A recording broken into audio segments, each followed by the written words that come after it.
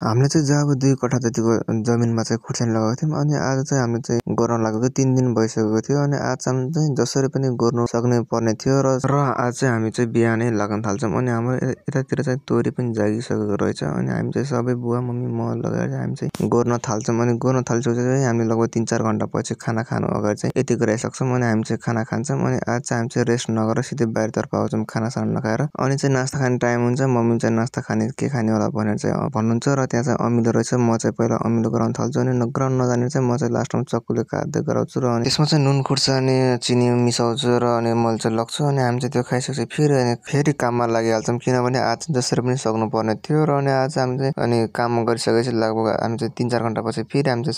सक्छौँ अनि हामी चाहिँ त्यसलाई जो हामीले जिल्लाको झार हुन्छ त्यो चाहिँ सब मिलेर चाहिँ फाल्छौँ अनि फालिसकेपछि अनि हाम्रो चाहिँ लास्टमा चाहिँ फाइनल लुक चाहिँ दामी देखिन्छ अनि म चाहिँ फर्र पकाएर घर जान्छु अनि घर जाँदाखेरि चाहिँ यता चाहिँ भैँसीले चाहिँ जताकतै हगेको रहेछ अनि त्यो चाहिँ